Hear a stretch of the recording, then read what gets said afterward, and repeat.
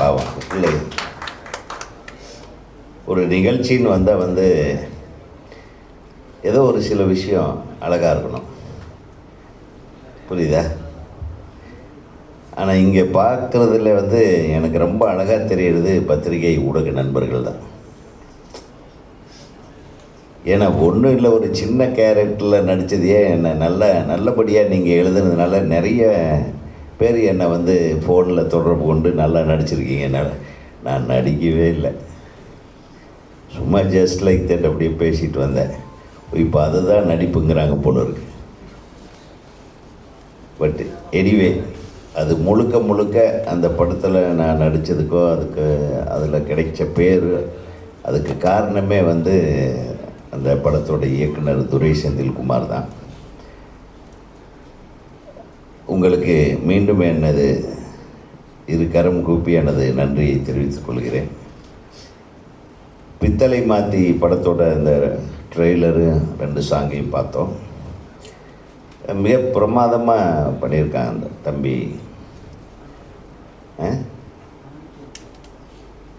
மாணிக்க வித்யா, மாணிக் பாஷா மாதிரி மாணிக் வித்யா இல்லை, பெருசாக வருவேனே.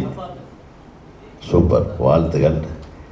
இந்த படத்தில் கேமராவும் நடிகர்களும் எங்கேயும் நிற்கவே இல்லை, ஆடிட்டே இருக்காங்க.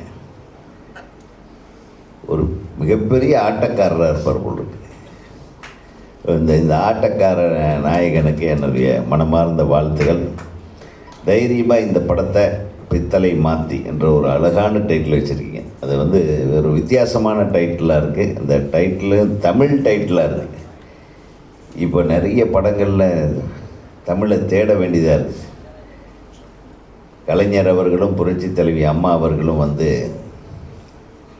தமிழில் டைட்டில் வச்சா வரி விலக்குன்னாங்க. இப்போ அந்த வரியெல்லாம் தேவையே இல்லைன்ட்டாங்க, வரி விலக்கே வேண்டான்ட்டாங்க பொருள்.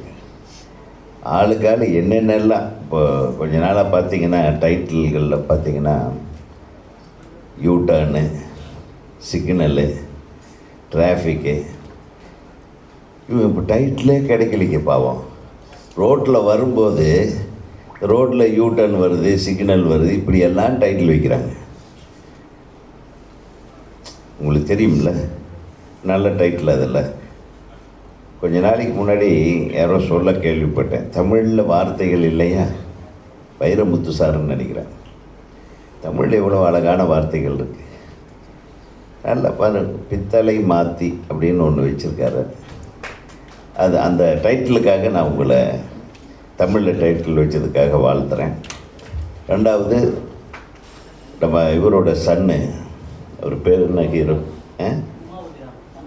தம்பி ராமையா சாரோட பையன் அவருக்கு மனமார்ந்த திருமண நாள் வாழ்த்துகள், திருமண வாழ்த்துகள். ஏன்னா நல்ல ஒரு வாழ்க்கை தொடக்கத்தை ஏற்படுத்தியிருக்காரு. நாளைக்கோ ரிசப்ஷன் இருக்குதுன்னு நினைக்கிறேன்.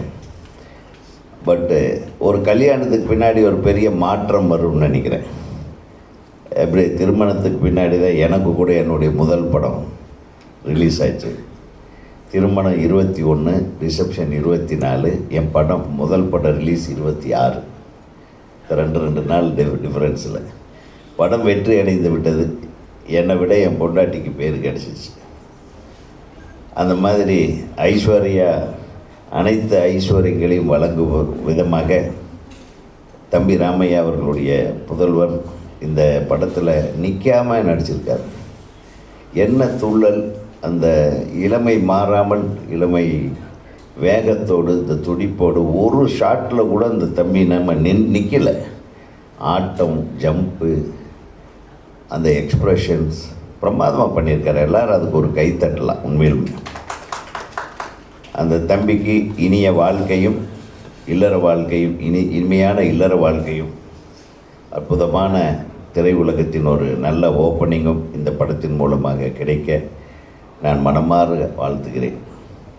தயாரிப்பாளரை பற்றி சொல்லணும். எத்தனை படங்கள் எடுத்தாலும் இந்த படத்தை ஏதோ வெற்றி படம் ஆக்கணுன்ற ஒரு முயற்சியிலேயே அவர் இறங்கி வேலை செஞ்சிட்ருக்காரு. கவலைப்படாதீங்க, ராஜண்ணை வந்தால் தமிழ் திரையுலகமே வந்த மாதிரி. அவர் தொடாத எல்லைகள் கிடையாது. அவர் அவ்வளோ நல்ல மனிதர். அவர் உண்மையிலேயே சொல்கிறேன். மனசில் இருக்கிறத பேசக்கூடிய ஒரே சினிமாக்காரன் அவர் தான். நம்ம கூட சில டைமில் இடம் பார்த்து பேச வேண்டியதாக இருக்கும். ஏன்னா நம்ம பேசின சர்ச்சைக்குரிய விஷயங்கள்லாம் போயிடுது, நல்ல விஷயத்தை பேசினா கூட. ஆனால் இந்த திரைப்படத்தை பொறுத்தவரையிலும் உங்களுக்கு நல்ல உள்ளங்கள் இவங்கெல்லாம் இருக்காங்க இல்லையா, அழகு வந்து வெளி தோட்டம் பண்ண மனசில் இதய அழகும் கூட அதிகமாக இவங்க நம்ம பத்திரிகை நண்பர்கள் வைத்திருக்காங்க. சின்ன படங்கள் எல்லாம் ஓடணும்னு நினைக்கிறவங்க. அதனால் நிச்சயமாக உங்கள் திரைப்படம் இப்போ பார்த்தப்போ இருந்த துள்ளலோடு மிக வெற்றிகரமான ஒரு திரைப்படமாக இது வரும் என்ற நம்பிக்கை எனக்கு இருக்கிறது. ஆக மொத்தத்தில் இப்போது திரையுலகம் திரும்பி மீண்டெழுந்து வருகிறது மாதிரியே ஒரு தோற்றம். ஏன்னா கொஞ்ச நாளாகவே இந்த திரைப்படங்கள் ரிலீஸ் ஆகிற எண்ணிக்கை அதிகமாகுது, வெற்றி படங்களுடைய எண்ணிக்கை குறைவாக இருக்கிறது. ஆனால் இப்போது நான் நடித்ததுக்காக சொல்லலை, அந்த கருடன் என்ற திரைப்படத்தின் வெற்றியை பார்க்கும்போது ஒரு வாழ்வியலில் நடக்கக்கூடிய சில விஷயங்கள் யதார்த்தமாக படம் எடுக்கிற விதம், அது மக்களோடு மக்களாக ஒன்றி போய் பார்க்கிற ஒரு படமாக எடுக்கப்பட்டதன் காரணமாக, அந்த காலத்தில் நம்மளாம் எடுத்தோம் நம்ம படங்கள், கிழக்கு வாசல் போன்ற படங்கள்லாம் இந்த யதார்த்தத்தோடவே இருக்கும். கதையும் கதைக்களமும் கதாநாயகர்களும் அவர்களுடைய நடிப்பும் கதாபாத்திரங்களுடைய பிணைப்பும் அதை பின்னி வரக்கூடிய காட்சிகள் கூட அந்த கதையோட்டத்தோடவே இருக்கும். அந்த கதையோட்டத்தோட ஒரு சொல்கிற விஷயத்தை ஒரு மிக நாகரிகமாக சொல்லியிருந்தார் அந்த டைரக்டர். யாரோ ஒரு விமர்சனத்தில் கூட ஒருத்தர் ரொம்ப அழகாக எழுதியிருந்தீங்க, உங்கள் நண்பர்களில் யாருன்னு தெரியல, கர்ணனை விட இந்த சூரி கதாபாத்திரம் அருமையான கதாபாத்திரம் அப்படின்னு. கர்ணன் கூட செஞ்சோற்று கடனுக்காக சேராத இடத்திலே சேர்ந்து தன் நட்புக்கும் செஞ்சோற்று கடனுக்குமாக நியாயத்தை எதிர்த்து தர்மம் தோற்று போகுது. அவன் தர்மகர்த்தா, அவன் மிகப்பெரிய தர்மவான் கர்ணன். ஆனால் இந்த சூரியன் கதாபாத்திரம் அந்த உண்மைக்கும் விசுவாசத்துக்கும் நடுவில் அவன் உண்மை பக்கம் தர்மத்தின் பக்கம் நிற்கிறான் பாருங்க. அது வந்து ஒரு உயர்ந்த ஒரு கதாபாத்திர படைப்பாக இப்போது எல்லாராலும் பேசப்பட்டு கொண்டிருக்கிறது என்றால் அதுதான் சூரிய அவர்களுக்கு மிகப்பெரிய வெற்றியை இன்றைக்கு கொண்டு வந்து சேர்ந்து. எதுனா இந்த கதாநாயகனுக்கே உண்டான கதாபாத்திரங்களை நம்ம கூட அப்படி வடிவமைப்போம். இது கதையின் பாத்திரமே ஒரு நாயகனாக மாறுகிறான். அதுதான் ஆர்டினரியாக ஒரு கேரக்டரை எடுத்துகிட்டு அந்த கேரக்டரை சாதாரணமாகவே கொண்டு வந்து அது கடைசியில் அந்த ஹீரோயிசத்தை காட்டுறான். ஹீரோயிசம் என்னென்னா அவன் வாய்மையின் பக்கம், உண்மையின் பக்கம், நேர்மையின் பக்கம் நிற்கிறான் என்பது தான் அந்த கதை. வேறு ஒன்றும் இல்லை. அது சொன்ன விதம் இன்றைய மக்களால் மிகவும் பாராட்டப்படுகிற விதம். அந்த மாதிரி இதில் ஒரு முக்கியமான விஷயம் இருக்கிறத நான் உணர்கிறேன். இப்படியெல்லாம் ஆடிட்டும் பாடிட்டு இருக்கிற பையன் என்ன செய்கிறான்றத இந்த படத்தோட ஒரு கதை களமாக இருக்கும்.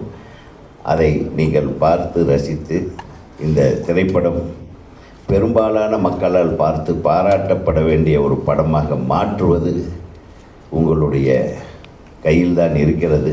ஆகவே இந்த படத்தோடு நில்லுங்கள். நிச்சயமாக பித்தளை மாற்றி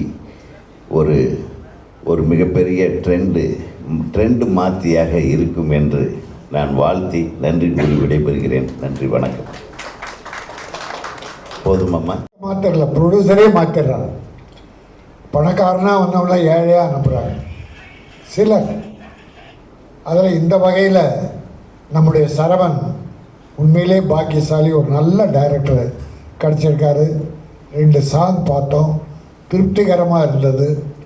நல்ல நடிகர்கள்லாம் போட்டிருக்காங்க.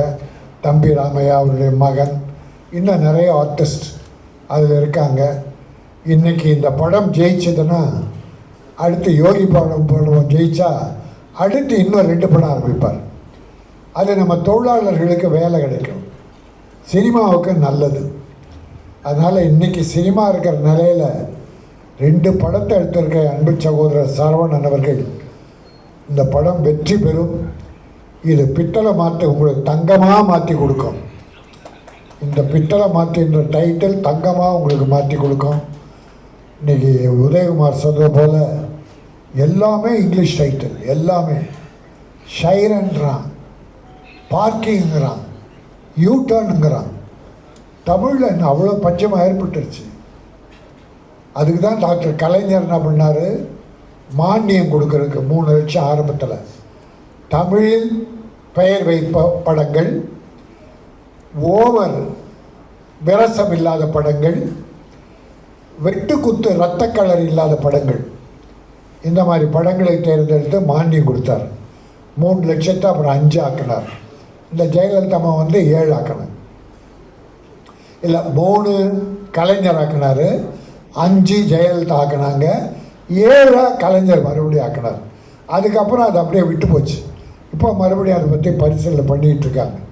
நான் தமிழக முதல்வர் அவர்களை வேண்டி கேட்டுக்கொள்கிறேன், சினிமாவில் தியேட்டரில் டிக்கெட் விலை குறையணும்.